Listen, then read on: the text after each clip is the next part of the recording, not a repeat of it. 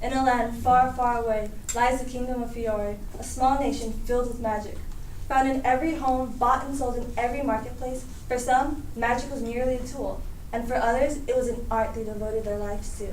These are wizards, who band together to form guilds. And although there are many guilds in the land of Fiore, a certain guild in a certain town soars high above the rest. One from which countless of legends have been born, and will continue to do so far into the future. Its name, Fairy Tale. It was when I heard these words for the first time, I knew instantly I had been hooked. This is my fairy tale shirt, and it's a small representation of the fairy tale fandom. I'm speaking about this culture because I consider myself to be a loyal fairy tale fan. By learning more about the fairy tale shirt, you'll have a greater understanding of the fairy tale fandom. First, I'll talk about how the fairy tale shirt relates to the fairy tale fandom. Then I'll discuss how I identify myself with this culture. Fairy tales and anime. So what better way to show your love and appreciation for your favorite show than to wear a shirt with main characters on it?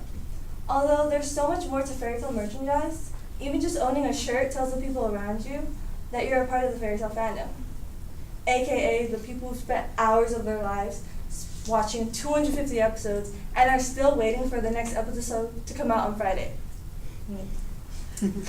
Also, wearing a shirt, you're bound to meet people who also watch fairy tale. I mean, it's a real conversation starter. It's a one big family of unending conversations, debates, while being able to share your theories and observations of the show. So, now that I've told you guys about how the fairy tale shirt relates to the fairy tale fandom, I'll now discuss how I identify myself with this culture. I didn't decide to watch fairy tale on my own. Although I was already into anime, I heard a lot of things about fairy tale, so I didn't think it was worth my time to watch. It wasn't until my sophomore year when a friend asked me to watch fairy tale with them. Being the good friend I am, despite everything I heard, I decided to give it a shot. And man, was I glad I did. Fairy tale had everything I loved in a show. I couldn't stop watching it. I want to say I spent at least 5 hours minimum watching fairy tale.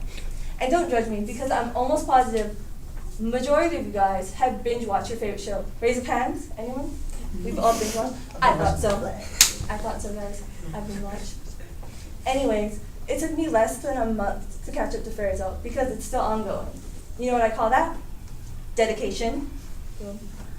And at least a year after, my sister, who I'm proud to say started watching fairy tale because of this chick, bought me my very first fairy tale shirt, which you all see today. It's cute, right? And I was so happy and proud to open the bag and see the shirt. Like, I was able to flaunt the fact that I was a part of the fandom.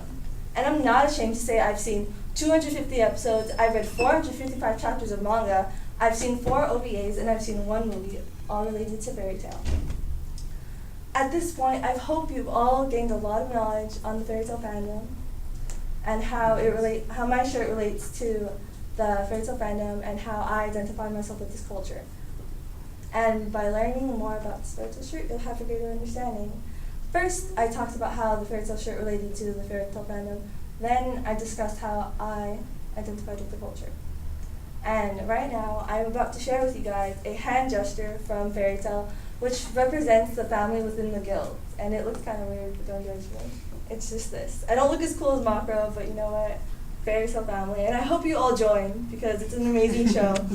Thank you.